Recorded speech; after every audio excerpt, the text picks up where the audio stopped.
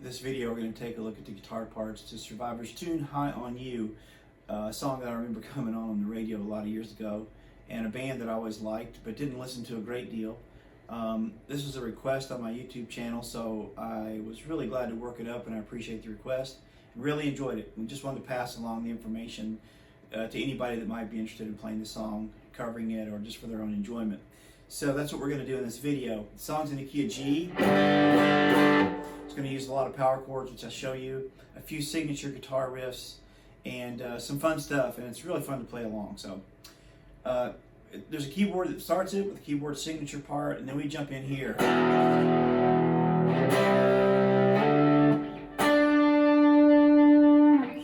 So I'm just getting an E power chord, open, low E string, 2nd fret, A and D string.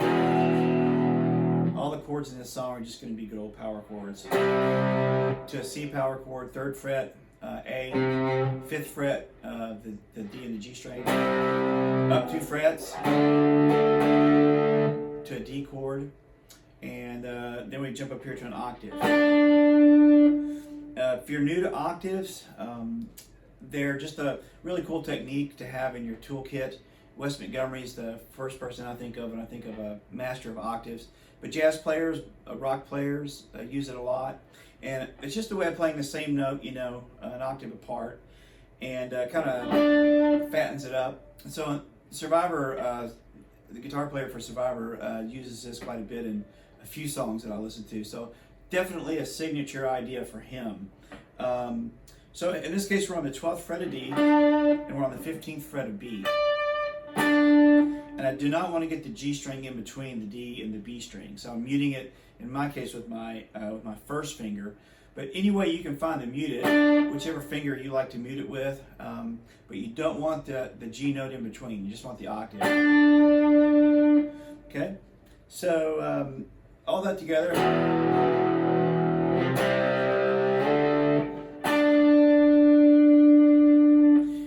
After that, I hear just the power chord. Watching videos, he always plays it up the neck here. And I kind of like it here. Open G and 3rd fret B and E. It's a little brighter, but he definitely plays it up here all the time. And then there's a signature riff that goes throughout the song. It's basically a C chord to a D chord.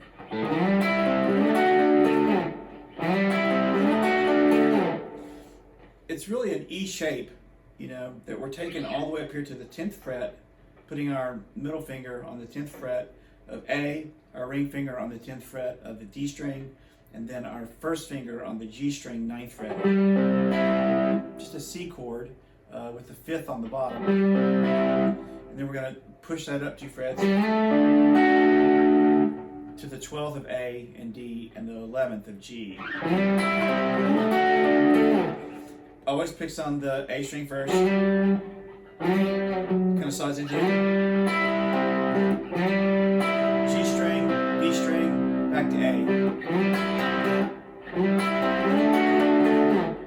and then slides up and does the same thing again.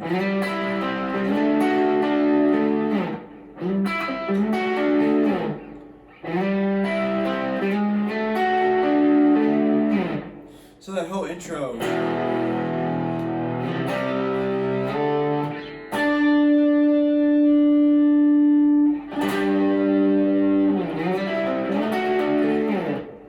Okay, definitely more than one guitar track, as there typically is in all songs, right? Especially rock songs, classic rock. There's just a, what I call chunky guitar that, if you want to do that, it sounds great, and you can just sort of, on the verse, you know, just chunk like that. There's also an alternate part that's a little more fun to play, and it's definitely what the Survivor guitarist does. We grab the D string on the 5th fret, open G string, so we have a unison there. And then we're going to grab the 3rd fret of the B string, which in my case is out of tune. And we're just going to play those 3 strings in 3 different positions. This is the first one. Then we're going to drop from the 5th fret to the 4th fret of the D string, drop that down 2 frets to to the 2nd fret of D, open G, 1st fret B.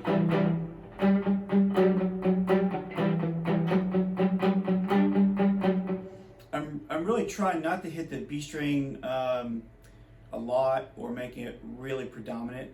I'm really wanting this kind of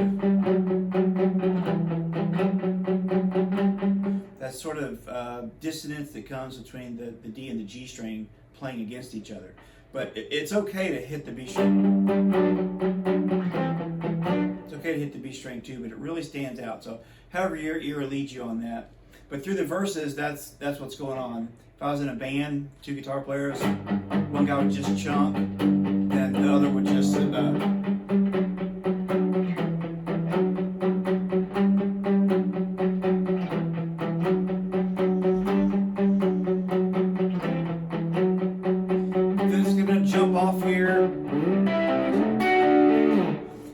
jumps off in this D position. So I didn't explain this, I apologize. This is a G, this is kind of a D, to a C, back to the D, to the G.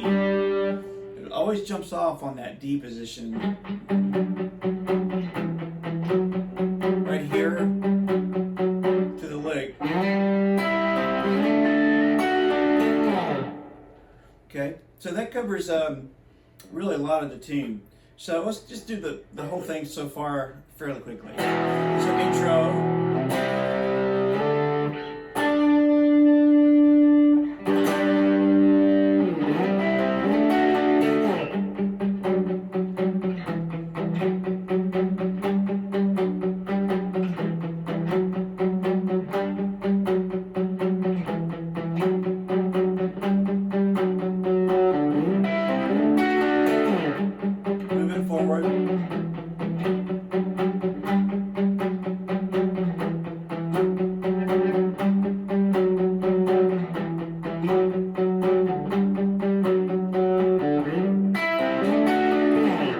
Now it's a pretty quick change to an E minor there. And I'm using really just a power chord, but I'm grabbing this E minor grip that's from the A string to the high E string on the 7th fret, 8th fret of B, 9th fret of D and G. But I really don't want the high strings. I want the sort of the bottom 2 or 3. So you can always just do a power chord, but I get this. Then it's going to go to just a bar on the 7th fret, okay, and the open low E. Again, getting the bottom 3 strings 4th the most.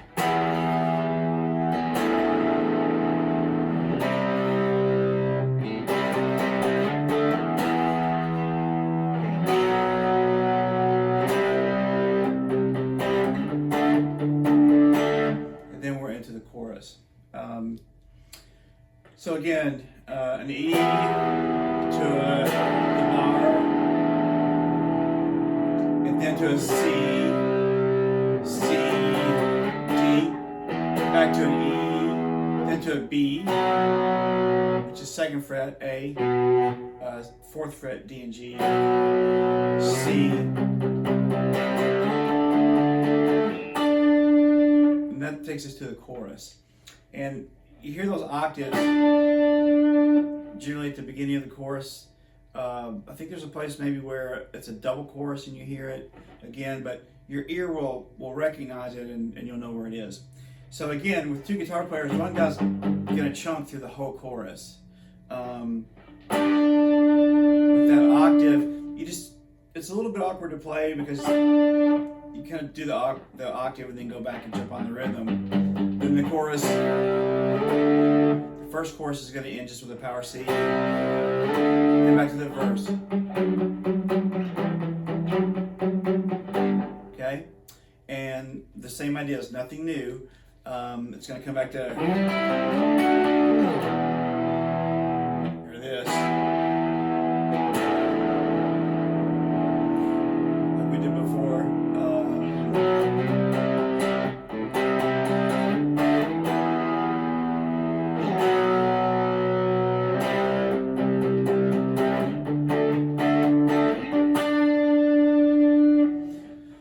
Same ideas. So there's a signature lick between, I think, maybe the second chorus and the next verse.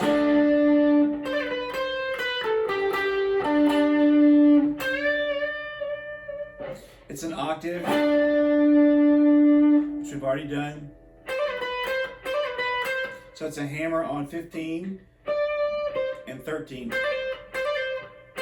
hammer and pull off.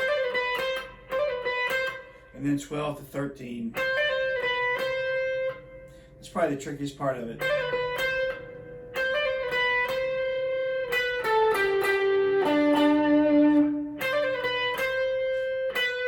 12 of G, 12 of B, 14 of G, 12 of G, 12 of D. So octave. And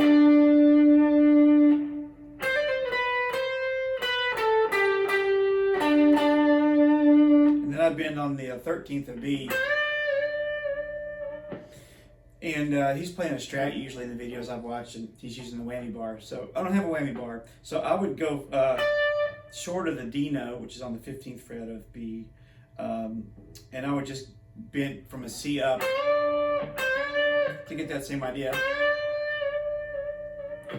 So depending on what kind of guitar you're playing, you know, you can use the trim if you have one, or you can go you know, half step or whole step down from the note and bend up to the note, or you could just maybe put some vibrato on the note itself. So that's up to you.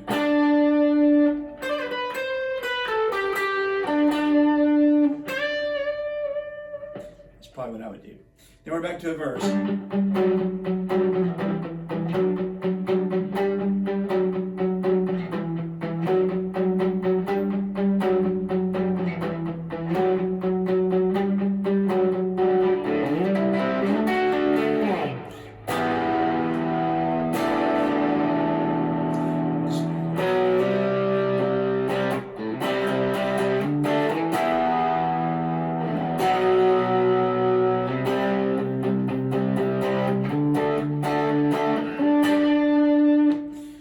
Same thing again. There's one more lick that is similar to the one we just covered, but different enough that we need to look at it. So again, it's the octave.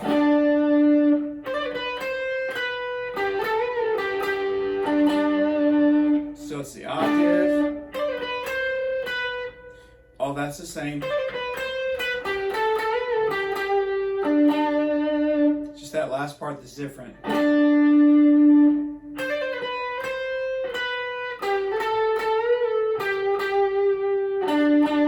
It jumps down to the G instead of down to the 14th fret on G. Super slow.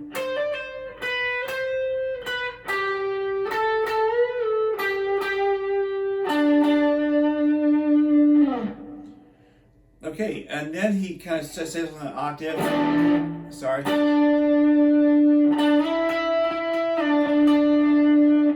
And he moves the octave up from, let's use our first finger as a reference, up 2 frets to 14, the 17th fret on the B string. Just kind of picks in between them, which is a technique you'll hear him do in other tunes of theirs. So he uses that octave as sort of a signature lead idea.